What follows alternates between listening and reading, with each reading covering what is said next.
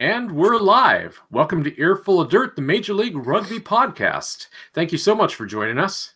I'm Corey Munson, coming to you live from Iowa, joined as always by Aaron Castro in Arizona and Liam Madigan-Freed in Houston.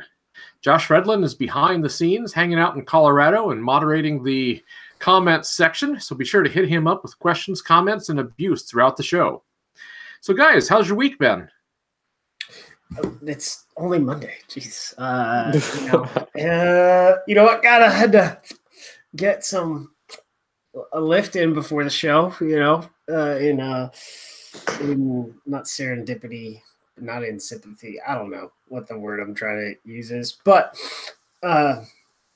just so I can feel like a rugby player again, I guess. I feel like, man, I'll tell you, don't break your collarbone and tear up your shoulder to anyone. That's what I gotta say, because I won across 3 lifts last year before I broke my collarbone. I was putting up over 1,000 pounds across squat, deadlift, and bench. So yeah, we're getting there. You want to talk about the weekend and all that stuff? Well, there was some rugby on.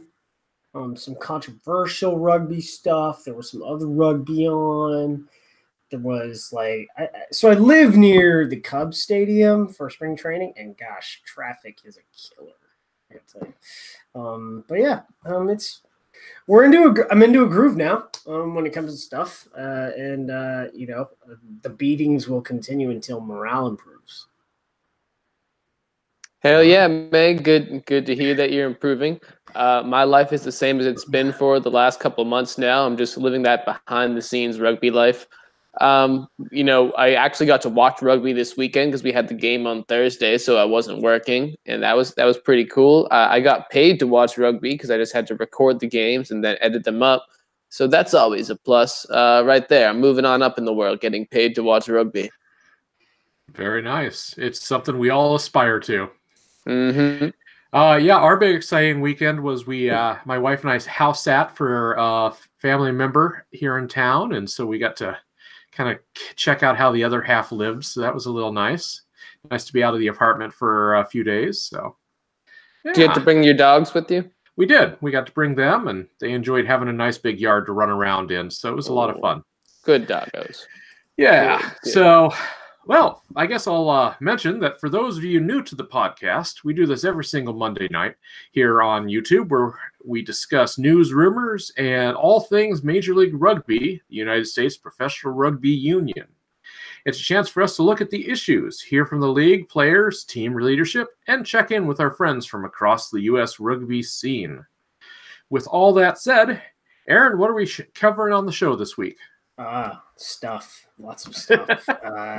Houston outlasts Utah at their final game at Constellation Field. NOLA does NOLA things. New York wins in dominating fashion. And, I'll tell you, I screwed up here. When it came to the rosters, I flipped my pick that I had in the script from last week and went with Glendale on Super Brew. It knocked me down 3 spots from the selection for the U.S. But, like I said, 99th percentile on Super Brew. So you want to pick 'em expert. I am the person. But some other fun topics that we'll get into later on in the show as well. Aaron Castro, ladies and gentlemen, always the pillar, the epitome of humility. I know, right? So Houston, heck yeah, Houston actually wins a game. They did. They managed to sneak past Utah in spite of Utah's best efforts, winning 29-27. There's something to be said for matches between teams at the bottom of the rankings, at least in my opinion. Apparently, all Houston really needed to win a match was to have a couple players suspended for a bit. They beat the Warriors 29-27, like I said, and they moved to 2-5 on the season. So in honor of this momentous occasion, Liam, I'm giving you the chance to start us off on this one. What did you see with the match? Yeah, so adapt and overcome, man. That's all I got to say. It was a great win, but the guys are all on the same page that they aren't just looking for consolation wins. They're going to want to keep this going. It was a pretty even game on both fronts, surprisingly, both defensively and offensively. The Cats made up for the loss of Kalinisau and Viti by recycling the ball amongst their backs. One guy who really came up for the team was Kelly Kohlberg from the Dallas Reds. Aaron, you mentioned a couple of weeks ago that there's a lot of these guys who are buried over in club rugby who just kind of need the chance and they really can impress, on the next level. Kelly's one of those guys, and he's been coming through every single week. He didn't quite light up the stat sheet, but hey, sometimes you got to do the rough work that's in the trenches. Well, now, one guy like Kelly Kohlberg, I mean, honestly, he's a guy that should have gotten a shot last year. I don't know his life situation, but when it comes to scouting, if you're in Texas, whether you're Austin, Houston, or even New Orleans, like this is a guy that there was film on from D1 club rugby that he was someone that probably should have gotten a shot last year if his life situation didn't allow it. Well, I think there's also a lot of guys that coaches just have in their back pocket.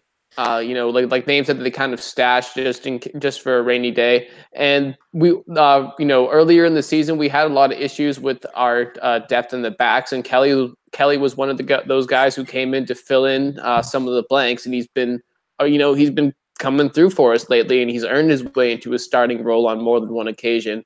And that's, honestly, that's really good for him, and it says a lot about the talent pool that's available here in Texas that just needs to be utilized correctly. Now, one guy who, is being utilized correctly, I believe, on the SaberCats team was Alejandro Nieto. 16 tackles attempted, 16 tackles made. That's 100%. He also led the team in carries with 10 and to go along with 82 total meters gained. This guy was all over the field, and he just kind of goes to show that the Uruguayan imports who have come to Houston have, they've been serving the team well. Unfortunately, Santiago Arada, he wasn't around for this game due to a foot injury, but Connor Murphy did well, putting in an 80-minute game. If you notice, though, there was no Chris Saint on the back end of this roster.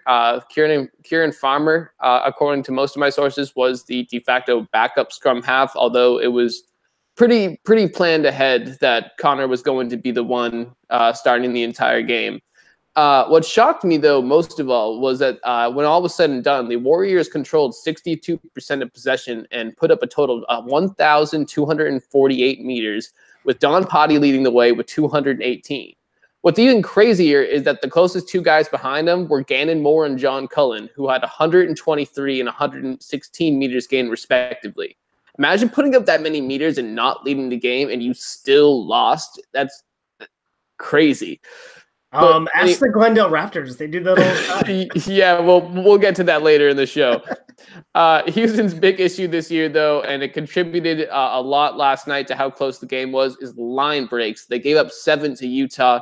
I didn't put down how much they've given up this year, but it's been a lot. Line breaks are just those infuriating plays that they give up points or they give up a ton of territory in just the snap of a finger, just by one missed tackle or one one slow down in your defensive shift. And that's something that the SaberCats need to get more consistent on, and these games can get a lot closer if they do.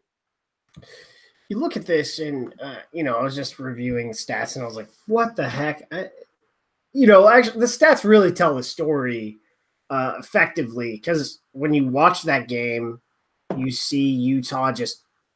I will point out that I would say 200, at least probably about 200, 250 of those meters that they made were garbage based on field position. Just not as in like they were trash. You have teams that can put up a lot of meters made because they're coming out of the backfield deep, in their 22, and they just, the fullback or a wing will go churn 20 meters where he's not even threatened by a defender. But I mean, still, I would say about 900 good meters. One of the things that, it is what it is, but this is what's really telling when you know they're putting up good meters, the amount of tackles the defense has to make and the amount of passes the attack makes. And it's kind of sad because I wouldn't say it's sad, but normally a team that puts 200 passes out and over 1,000 meters made, as long as they hold on to the ball, they're going to run over somebody. But they didn't. I would very much say that the Warriors and the Raptors had a very similar effect upon themselves in the amount of meters they made and the amount of handling errors they had. They look good without getting a lot accomplished. I've been saying that about the Utah Warriors like all season. And Glendale seems to kind of have the same bug. But again, we'll talk about that. Utah kind of did that last year too. They looked good and they didn't do a whole lot. They did get to the playoffs last year, but they didn't do a whole lot. Utah didn't get to the playoffs last year. Yeah, they did. I thought they took the 4th spot. They did. They lost to the Raptors. Wow. Yeah, it was because Seattle, Utah. All right. I was fact checked. Ask Josh. Ask Josh. He was there with me. Take a drink. It is true. I was there. Josh is like, I'm sick. Don't make me talk, assholes. All right. I swore. Take a drink. One of the things that you look at this, you look at Sam Windsor, his stat line, and what he's just a guy. But without him, you get nothing out of this because he scored 19 points. Whether it was conversions or the think about this. Yeah. He had a lot of penalty kicks. But that really shows a lot about scrummaging platforms and what they can do in this league so far. There's really 3 scrummaging platforms that are like this. The rest are well, you have 3 that can basically destroy any scrum they come up against. You have, I would say, 2 that can effectively deal with these 3, and then you have 4 that just get walked over.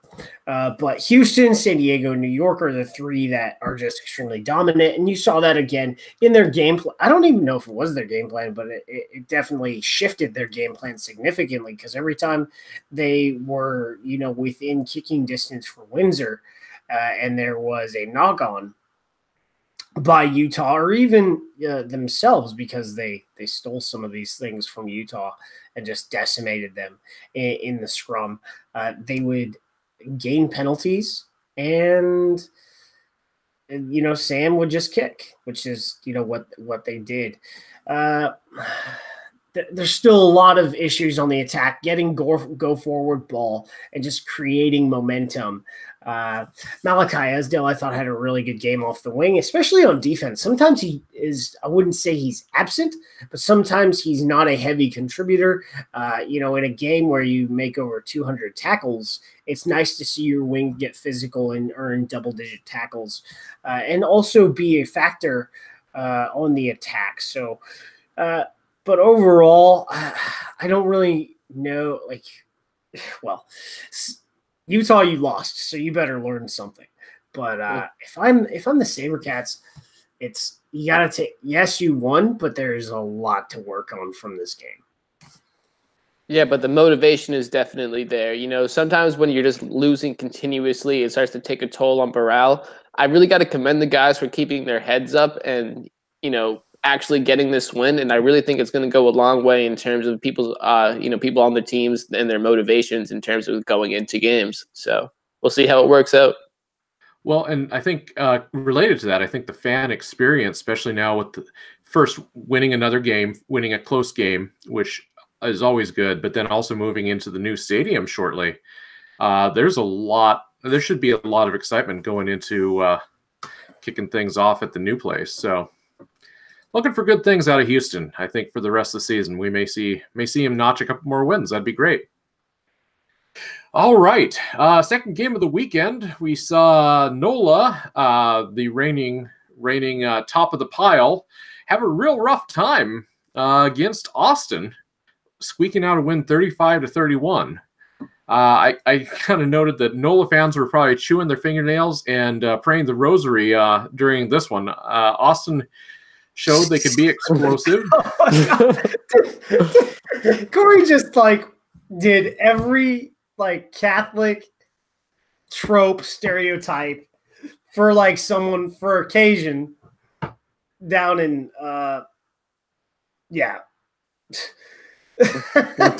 down in New Orleans. Jeez, let's just let's insult our entire families. But the rosary, I love that idea. That's rosary. Catholicism and rosary. Let's do it. I didn't make any comments about voodoo dolls, so I guess it could have been worse. Oh man. All right. So, Aaron, what did you see at this one? So last year they sort of had a band going. This year they just have one guy with the horn. Well, the dude with the banjo from last year, you need to join the rowdy section, and we need to have that ragtime-esque stuff going on. I really loved the I think French horn, maybe trump, I don't know, but the noise the homeboy generated on Saturday was really fun, and it really goes well with the New Orleans culture. But man, this was almost the upset of the season. I've been talking about just process and consistency of selection along the spine, and we've seen them be consistent in their play the last 2 weeks, but holy moly. This week, in the last 10 minutes, they were ahead. What? They're pissed off. They are pissed off that they lost this game. I know it, and I just talked to, some of the guys, and I was like, rugby is a process. Everyone talks about how rugby is a process, so just take it as part of the process. Yes, you're 0-8. Got it. Don't care. Look at where you've been and look at where you are. So one of the first things as part of that process is, Austin seems to have sorted their scrum. Lerome White made first 15 of the week. This is his first start in Major League Rugby. He was on Seattle last year. Guys, you let him go, and that was a bad idea because next time you play, he's probably going to be starting, and he's probably going to give Tim Metcher some fits because he played a very good game. And he's probably a long-term answer at loosehead for anyone. And, it's kind of funny. There's a lot of discussions about loosehead depth for the Eagles. Well, maybe we got a prospect. So Hel Jaudat was just what you really needed as a strike runner at fullback for Austin Elite. At key moments, he scored 2 needed tries, and this put Austin ahead in the final minutes of the game. When it comes to impact players, Holden Juggert went off, and Michael Baska subbed in at 9. He was really impressive for, I think, 15 minutes of play. He scored the final try, which put the Gold ahead off a Kevin O'Connor assist. It's New Orleans. They're top of the table. They were gonna do it. They had some defensive lapses. I knew Austin was gonna play better. Just specifically with how much they've done together as a group to move forward. Interestingly, Simon Kourkoul, I don't know if he's been loaned. I have no idea what the deal is here. I just know that he's playing with the Free Jacks and was on the bench this weekend versus Ulster A. So there you go. Nice. But so I just need to say it's just beating the dead horse at this point to say that Austin feels to be on the verge of a victory every single week. I get it, but finishing games is something every team has to do if you want to be successful. Especially if you're Austin with a team with as many holes as that they have. You have to find a way to get to make that extra push in order to get the victory. Whatever. So when you're watching it on the field, you could beat yourself up asking how the hell NOLA came back on this one. Looking at the stats, the Gold looked, the Gold got a 82% gain line over mark, 5.4 meters per pass. So most of that came in the second half during their comeback, which also helped them to a slight edge in possession advantage with 53%. So all of that kind of went a long way in the eventual victory. They were still in control of this game, at least come the second half, and kind of like you implied, Aaron, we all knew this was going to be a goal victory, despite the fact that Austin was ahead. Nick Feeks continues to, his name continues to blow up in rugby circles. First it was Tristan Blewett, now it's this guy being talked about. Feeks with 115 meters, he had 115 meters on less than 10 carries. So which is awesome. So I can't even tell you what his what his meters per pass was even, but that just goes and it kind of goes to show he did a lot with what he was given. JP Eloff though is the guy that we need to talk about. He's a threat on the run. He's a threat from the tee, and he can put his shoulder into every tackle. Against the biggest guys. 154 meters off 11 carries for an average of 11 meters per carry. So, but are you sure he's a fullback? He's a Mr. Do Everything. I guess. Are you sure he's not a 7? He jackled and stole a ball at a breakdown. So, is Taysom Hill a quarterback? Is he? Taysom Hill, man, a Taysom Hill reference. Wow. He's a rugby player, Aaron. That's all that counts. So I just want to say to whoever that guy was that was kept on asking us, should he put money down on NOLA playoff tickets? Definitely do that now, by the way. That's a investment well worth making. Oh, gotta stop pushing the wrong button, damn it. All right. Yes. Get in line, do whatever you got to do, log into your interwebs and get those NOLA tickets coming. Quick, fast. Hey, do we know where the playoffs are this year? Has that been announced? So I don't know. Like, I'm waiting for the final word on this. The last word I heard was top seeded team for the final round hosts the game. I know that the semifinals set in stone is top seeded teams on the table host the third and fourth place teams at home in the semifinals. So the semifinals are not in a super site. They are in separate locations. The final word on the final, I don't know.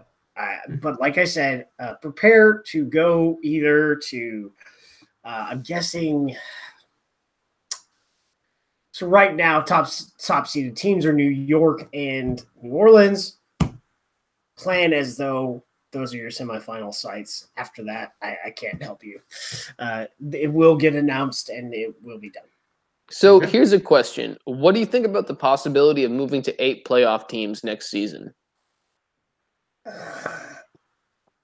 It depends on how many teams are in the league, but I would go to 6 since there's at least, since it would be 50%.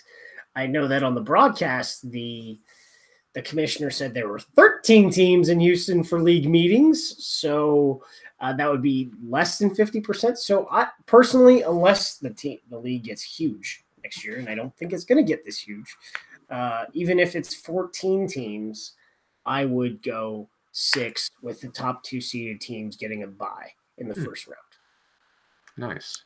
Definitely, definitely would make sense. However, I feel like putting more teams in the playoffs could potentially increase viewership and can increase, late season interest among more teams and fan bases, just to keep the watch count up. Something to think about. The playoffs always, get more eyeballs in any sport, right? So if you go 14 teams and then you go 8 in the playoffs, yeah, maybe there's 2 teams with losing records, but screw it and just get it done. And there is no bye for the top 2 seeded. There's no reward for those top 2 seeded teams, but maybe a home game. That's about it. Yeah, so there you go.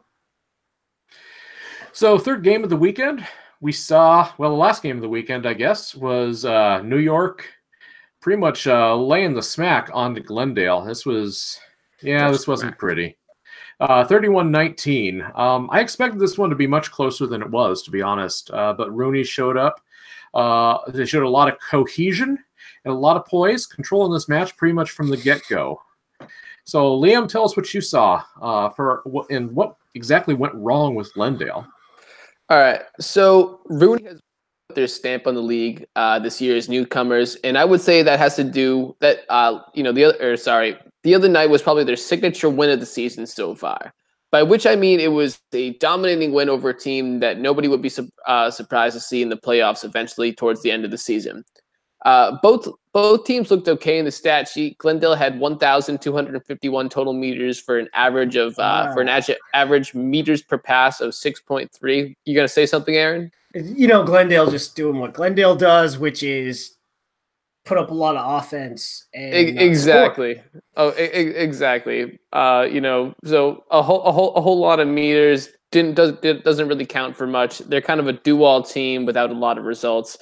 RUNY was a little bit less in the total meter count, 798, but they were kind of right there with them in the average meters per pass at 6, while Glendale was at 6.3.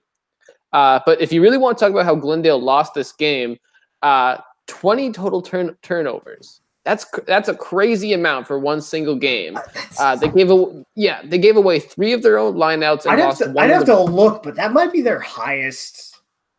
Highest of the season. Yeah, so like I said, they gave away 3 of their own lineouts. They lost 1 in the breakdown. For once, they were on the right end, though, of the penalty tally, but they still conceded 7 compared to 13 from New York. So they can go lower on that, definitely. However, you have to give it up to the amazing playmakers that New York has all over the field, starting with the butcher, Dylan Fawcett, who is an American, though. He's not. That was more of a Scottish accent, but yeah, he's an American, though he's definitely Irish as well. He added 78 meters on his night to go along with a try. But if you want to talk about big numbers, let's talk about Michael St. Clair, 148 meters. He wasn't even in the top 3 of carries, so that's a huge stat that he put up. Then you, of course, have Ross Deacon, who topped the team with 10 total carries for 108 meters. And finally, of course, O'Keefe. Is that right? O'Keefe? O'Keefe. Good. It has 2 Fs, which confused me 2 weeks ago. But it's O'Keefe, 2 E's and 2 Fs. So I guess a hard F. O'Keefe.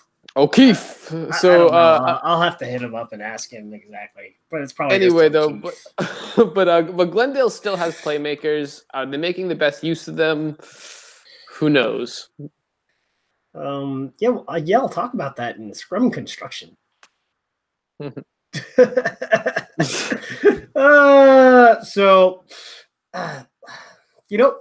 other dominating scrum of the weekend, the RUNY Roosters. I was really down on them, especially when they played New Orleans and San Diego, because I thought the form of both Patty Ryan and James Rochford were really poor. And you know what? I think they figured it out, and they have become 2 of the dominating props in the league, and they can make people concede penalties. Glendale conceded 5 scrummaging penalties in this game. Yeah. So let's talk about how you build scrum. You want some maulers at loose head and tight head, and then you want not necessarily a big guy, but if you can get a big guy to play hooker who is also dynamic, that's your hooker. Fawcett, he's not. We only have one. Joe Tafate is like in a class of his own. There are like no hookers that size, readily available to replace him. So we have a lot of dynamic guys that are behind him, and the Butcher is one of them. And he really led from up front, New York. But let's talk about why Glendale, I guess, sucks at scrummaging right now. Brendan Daly, who's a 4'6" type, a number 4 lock at like 6'4.5", or can play 6 or number 8, just based on his skill set. But he's a big dude. From when he first played with the Eagles and got capped, he put on 30 pounds because they told him he needed to get bigger. Nate Brakeley, go eat a sandwich. just telling these locks that they need to get bigger. But he's been starting at 6. But Monroe, this is where it gets weird. William Monroe is not a 4. He's not a lock. He is a strict back rower. He can play 6, 7, 8. He is not as big as Daly is. He's not as strong. He is very dynamic with the ball in the open hand and in the tackle. And then you've got Luke White, who's a loose head, who is playing 5, which he's 6'3". Normally you want someone who's 6'6" or 6'7", and that takes out a line-out threat for the Raptors when you're in. But you have 2 short locks. Problem. And they, that scrum got beat up pretty much all night. When it comes to what Luke White can do in the open field as ball carrier, he can smash. He put up, I think it was 78 or 68 meters made. Wrong sheet. Let me pull that one up. 85 meters made on 12 carries, had 2 offloads. And in defense, he had 13 tackles. So when it comes, I think I'm not saying he's being wasted at loose head or at 5 lock, but he was a really good loose head prop for them last year. And then, then they made him a lock. I have no idea what the strategy is there. Dave, call me. We'll talk. But yeah, that's, their scrum is not constructed well. Their props, what was it? The Canadian, he went 80 minutes. Noah Barker. Hey, bro, we're both balding. See you, race you to the back. Marco Fepulai did not start. He was scratched in favor of Kalepi Fafita. I think he just didn't meet fitness that morning. I'm not sure. Maybe he was scratched on their plane flight, and Kalepi Fafita, as a traveling reserve, was going to start. Well, I think Kalepi got eaten by James Rochford in this game, is what it is. But some fun stuff. Hanko had a really good game. 160 meters made on, what was it? 165 meters made, 16 tackles, a breakdown steal, and what more do you want from him? Brendan Daly also had a really good game in defense, 13 tackles.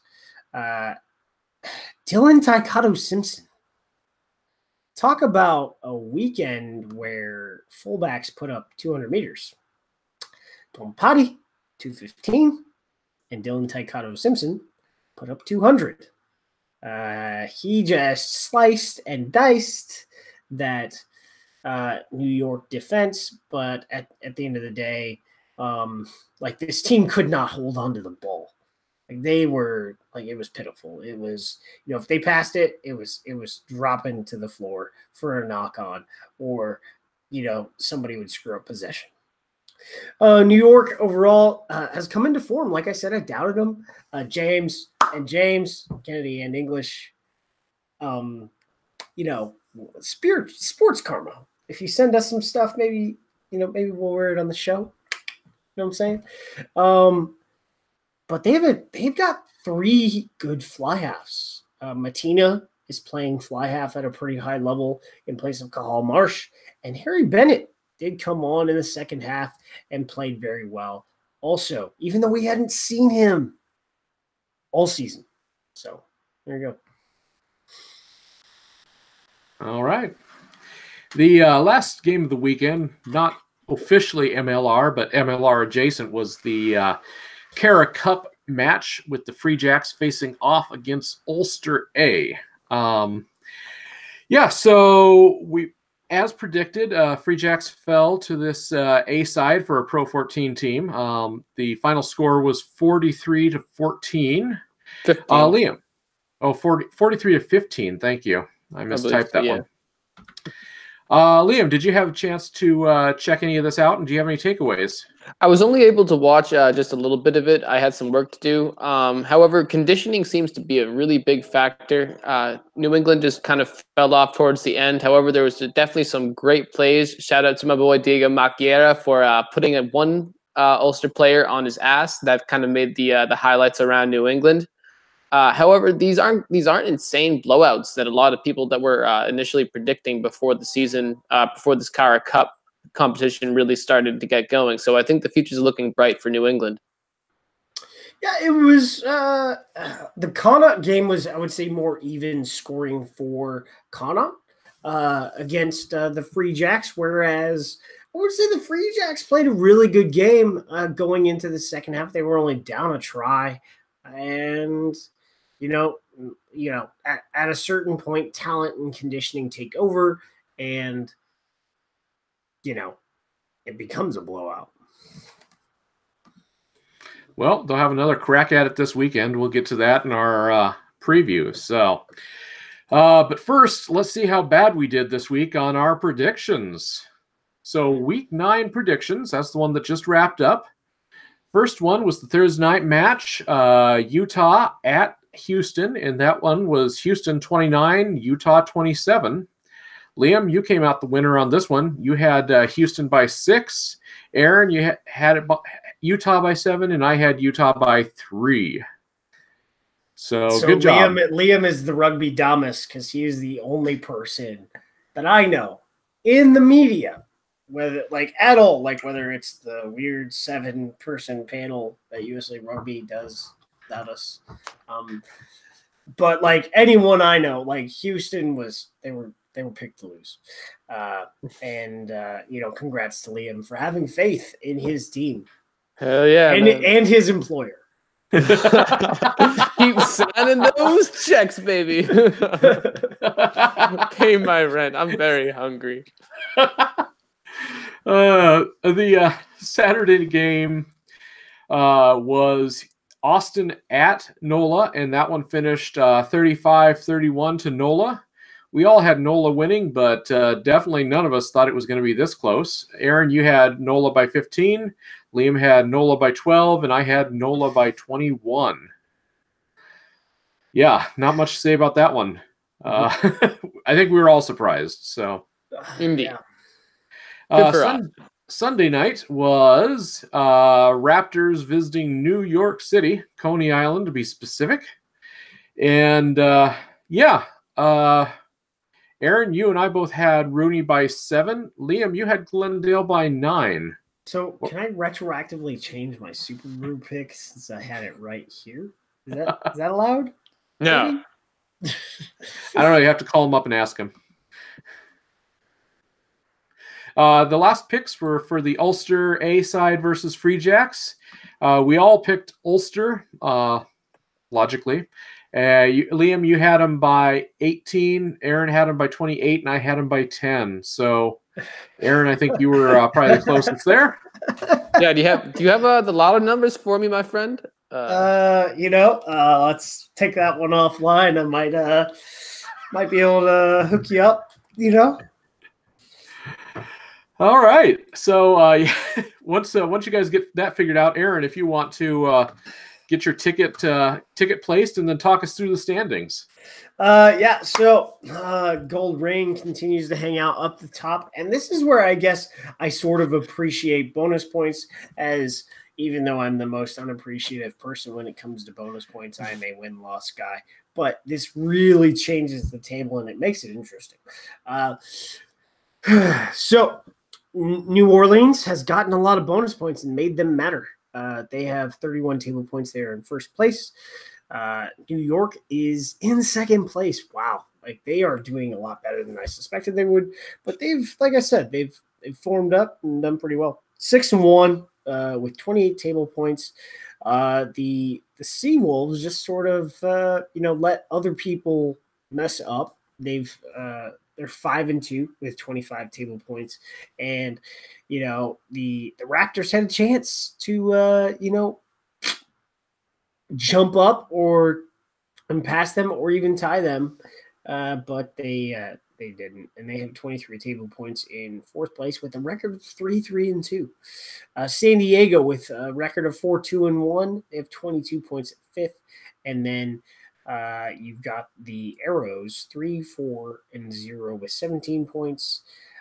Houston 2-5 with 10 points. Wow, this game was huge for them when it came to gaining bonus points. And Utah just adrift. They did gain a bonus point this weekend, though, with their scoring apparatus. They went from 7 table points to 8. And then, through 7 games, Austin only had 2 table points.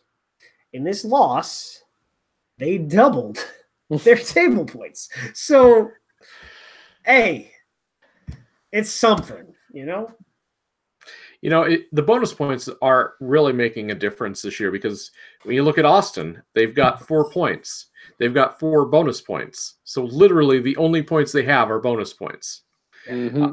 You look at NOLA, they're in first place with 31 table points. That's 7 bonus points. They played 7 games. They've got 7 bonus points. I will point out at the top of the standings, if you went to a win-loss, the bonus point, there is a tiebreaker in there because NOLA did defeat New York at home. So yeah, and also you have San Diego, who has literally won more games than Glendale, but they are just sitting behind Glendale and in 5th place and will miss the playoffs. They would miss the playoffs if they were if the season ended today. And I think we just got fact checked there, Aaron, over in the chat. RUNY beat NOLA at NOLA. What? They did? Ah, shit. Well, then same difference. So drink 2. The tiebreaker would be in New York's favor, and they would be at top of the table if we went purely by win-loss. Yeah. There you go. Thank you, Josh. We appreciate the update on that one. This is why there's more than 2 people involved in this show. We're up to week 10. We're moving into double digits, guys. This is this is longer than any Major League Rugby season has ever gone. It's like space, the final frontier. These are the voyages of Major League Rugby. Hey, dude, we've already beaten pro. There's nowhere to go but up from here. Oh, man. So we've got 3 Saturday games this week, but they are actually separated enough to be able to watch them. So that's a bonus. Well, I watch every single game. What are you talking about? No. Without watching them on delay, you're able to watch all these live. Oh yeah, that's pretty hot, I gotta say. Aaron's just like a Jedi. He's just floating in a room with TVs all around him, just taking it all in. It's like Doctor Strange being able to see all the dimensions simultaneously. Pretty much. It's just Aaron with rugby. He was drunk talking to the genie when he was making his wishes. Didn't score the wish for more wishes thing. No. So Saturday, March 30th, 2 p.m. Eastern, we've got RUNY at Austin. Aaron, what do you think? New York by 7, but Eric Howard seems to think that Austin's got a shot. So there was a video posted by Adrian Thompson in the New Orleans fan group. So the captain, assuredly of the NOLA side, was like, man, you guys kicked our ass today, even though we still won. But I guess if we're going comparative scoring, New York by 7. Nice. So I'm going to go with RUNY by 17. I'm going into the double digits. I think New York is on a roll. They're looking to secure that spot in the playoffs, and I think Austin is just going to be another stepping stone. I'm hoping they get a win at some point this season. This week is not that week. Liam, I'm joining you up there in double digits. I'm going to say RUNY by 20. I think this could be a blowout. But you're right. Austin has been making incremental improvements. Tell you what I'm not doing is picking against New York on Super Bowl this weekend. It's probably a good idea. All right, 4 p.m. Eastern Saturday, we have, and I forgot to say that the 2 p.m. game is the game of the week on CBS Sportsnet. 4 p.m., we have got Toronto Arrows at Utah Warriors. That's on ESPN+. And, what you guys got for this one? Aaron? Did anyone watch the Warriors game? I did, yes. Yeah, so I had to edit it. So they like turnovers and they commit turnovers and don't have a dominant scrum. So and Sam Malcolm can kick like from everywhere. So going Toronto in this one, -7. I'm going Toronto -3. Toronto still has their issues, but I think they're just a little bit more put together offensively than Utah. And I'm going to go a little bigger on this one too and say Toronto by 10. So then the night game this Saturday is at 9 p.m. Eastern. That's NOLA at Glendale, and that's on Glendale or Denver's NBC affiliate 9news.com. Aaron, what do you think on this one? NOLA double digits. I mean, everyone saw what Glendale did in New York, and New Orleans did play against Utah at altitude. So, yeah, NOLA -12. I'm going NOLA -3. I have a little bit more faith in the fact that Glendale, I don't even want to call it faith. I just think Glendale's going to do what they normally do. They're going to put up a lot of meters. They're going to put up some points. They're going to put up a lot of wow plays. Mika and Harley are going to do the thing on the outside. But eventually NOLA's just, efficiency in terms of moving the ball and scoring is going to overtake that, and they're going to get this victory. So, NOLA -3. I'm going to follow Aaron's example and vote or bet again or bet on Glendale. God, if I could talk, it'd be better. I'm going to go with Glendale. Yeah. I'm going to say -5 just because it's a home game, and I think they've Homer. No. I think they're bound for a win. They're due for one. Or NOLA's due for a loss, one of the two. That game was just so close last weekend. I don't know. All right, last one of the weekend is a Sunday night game, 8 p.m. on ESPN+. That's San Diego at Seattle. What do you guys think about this one? San Diego -3. It's gonna happen. They're gonna do what they did last year, which is they're going to pull the opposite of what they did last year, which is, give up 3 penalty tries, and they're going to win. But San Diego -3, like their form is good enough. Whereas Seattle, their attack still needs work. I'm going to have to go against you, Aaron. I'm going to go Seattle -5. I think their scrum is really solid. I think that creates opportunities, and I think they can outlast San Diego, especially defensively. However, I think San Diego has a much better chance of beating this team in the playoffs. So, we'll cross that bridge when we get to it. But, Seattle -5. That would be a rematch of last year's playoffs. Indeed. And I'm going to go with Seattle by 3 because in spite of some missteps on Seattle's part, I just think it's tough to win at Starfire. So we also do have the Free Jacks, the Cara Cup game. They are playing Munster A on Saturday at 4 p.m. Eastern. Did you guys got predictions for this one? Yeah, going Munster -22. Just waiting for that Leinster A game where I'm going to pick Leinster -40. I'm going to go Munster -21. I have faith in my boys up there in Boston, but obviously Munster is just going to be a little bit better on that end. So look for people like Eric Thompson, Danny Collins, and of course Diego Macchiera to be making an impact for the Free Jacks. And I'm going to go ahead and hope for good things and call it a moral victory with Munster only winning by 12. I'm hoping it's going to be close. We'll see. Oh, thank you there, guy. Very good, fellas. Well, I want to take a quick departure from our usual MLR coverage. Aaron, I know you pointed out a couple things that you wanted to hit on this week, specifically related to women's rugby, both club level and USA women's. So starting off, there was a big announcement this week of a major event coming to San Diego.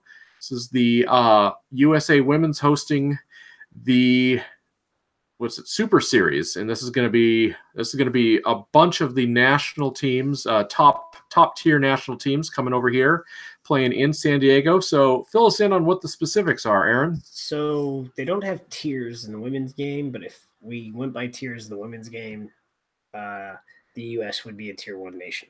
But top 5 teams in the world for women's rugby. So you've got the Black Ferns, England, France, and Canada coming down to San Diego for a couple of weeks and playing in, I guess, not the inaugural Super Series, but re-inaugurated Super Series. The last one was in summer of 16.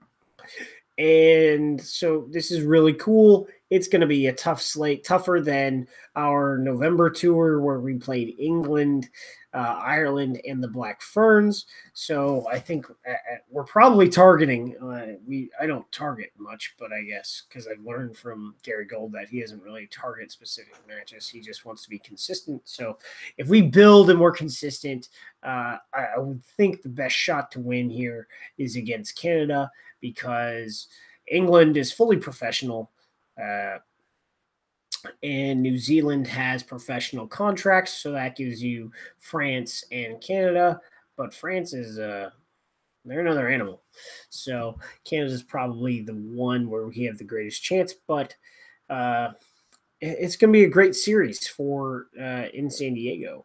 One of the issues here, as far as tests are concerned, is we didn't hire a women's coach until spring of 18. After Pete Steinberg retired. So they went almost a year and a half without a coach. Rob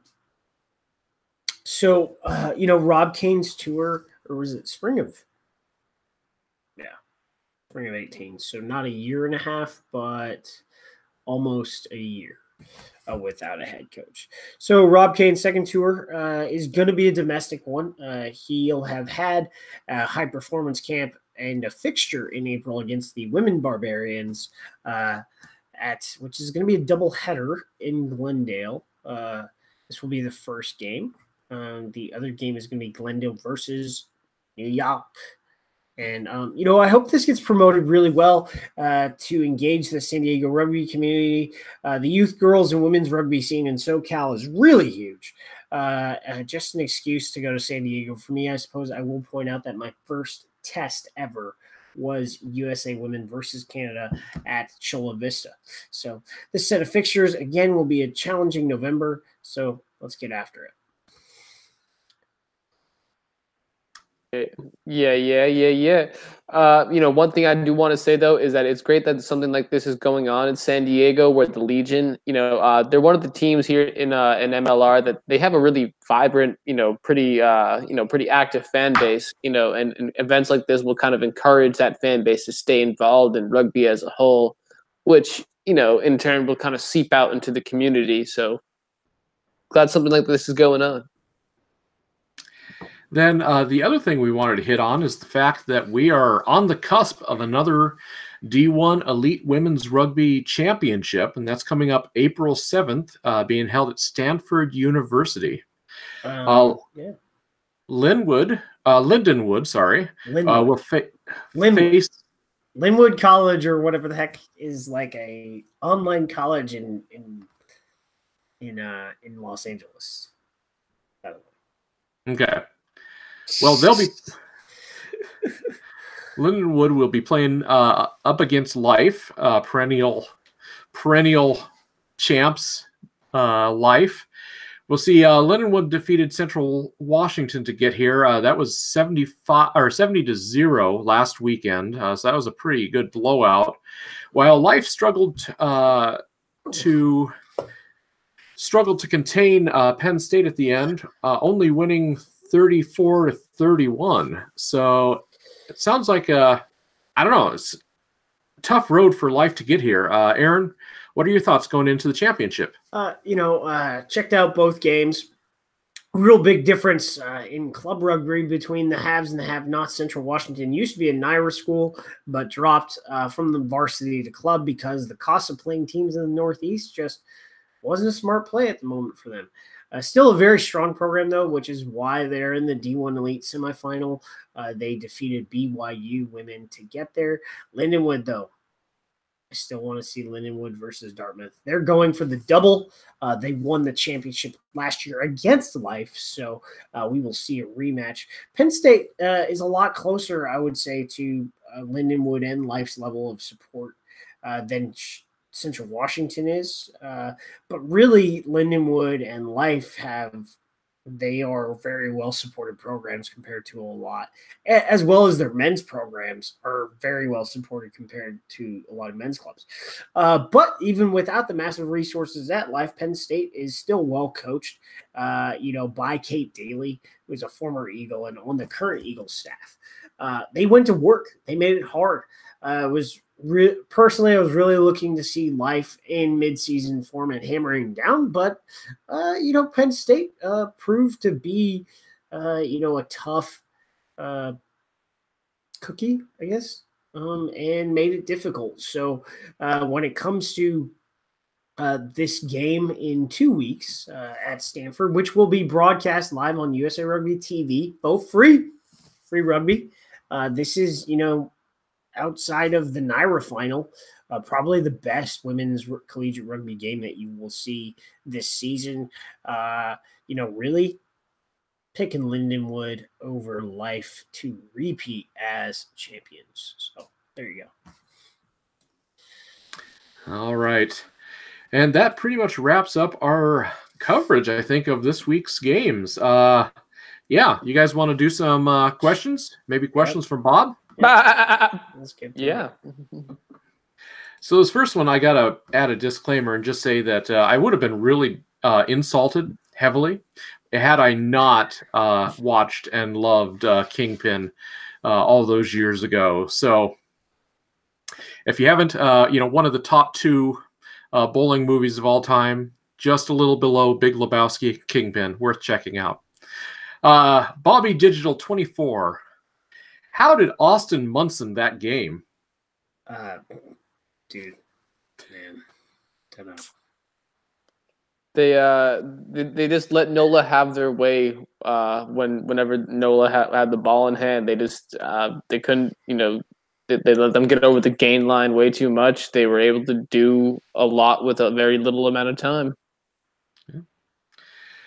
Kind of in the same vein on the other side of that coin. Conky 2195 explain the revival of Austin Elite and how they've managed to turn themselves around. What revival, man? I've been saying all along, all season, that Austin can't finish and that they shoot themselves in the foot. That's how they lose. That's how they've been losing games, and that hasn't changed. I mean, you're going to be difficult on them, but I'll be honest. Let's not put the apple cart before the horse about Houston. They still they're still on the struggle bus as well. When it comes to a revival, my paycheck revival of Austin, yeah, they didn't close it out, but I said it earlier in the show.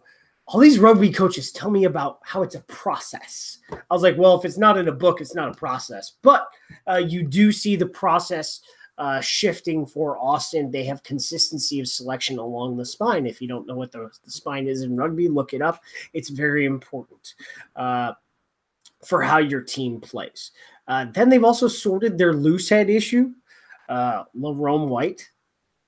But when it comes to finishing, I think Bob said you had to learn how to win. Well, to an extent, they do got to learn how to win. And maybe another Texas team or a team in Utah will help them learn how to win.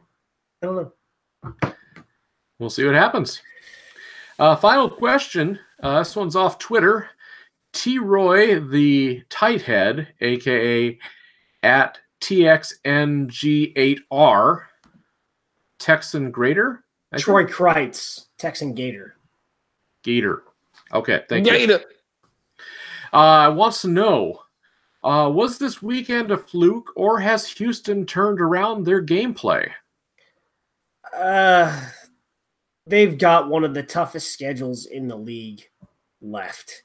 Like they're, I would say their easy games, Austin and Utah, are the last 2 weeks of the season. Yeah, that's really gonna suck. Houston's the SaberCats are starting to put it together. I think it's been a little bit awkward to start the season off in terms of getting this new system, especially Coach Neil Kelly's defensive system worked in and kind of getting adapted to it. So they're putting it together. It's not going to be a run the table kind of situation putting it together. All right. That's it. Holy cow. It's almost an hour long. We did it, fellas. Oh, wow. Any final thoughts on our way out tonight? I need to do my taxes. Yeah, I'm getting money back. That's gonna be good. That was my Sunday afternoon. Boy, I'll tell you, what a way to spend an afternoon doing taxes. Adult stuff. Adulting sucks. I'm just gonna make dad noises in a chair. Push my glasses up my nose. Just my seat. How about you, Liam? Any final thoughts tonight? Like I said, I'm gonna be able to watch rugby all this coming weekend, so that's gonna be good because the SaberCats are off. So I'm looking forward to that. Oh, plus I'm getting my taxes back. So woohoo! All right. Well, that does it for us. On our way out, please note that all opinions expressed on this broadcast are those of the hosts and guests and do not necessarily reflect the beliefs or practices of Major League Rugby teams or the league. Aaron Castro is employed by Major League Rugby. Liam Madigan-Freed is employed by the West Houston Lions and Houston SaberCats. Be sure to tune in next week. That would be 7 days from now. We'll be live again on YouTube each and every Monday night and available on your favorite podcast platform every Wednesday morning. If you like what we do, please subscribe to our YouTube and iTunes feeds. It helps folks find us. And be sure to share your own news, views, and abuse with us on Facebook, Twitter, Instagram, or via email at earfulofdirt@gmail.com. Thank you guys so much for listening. It's always a pleasure. We will catch you next week, and until then, go out and watch some rugby.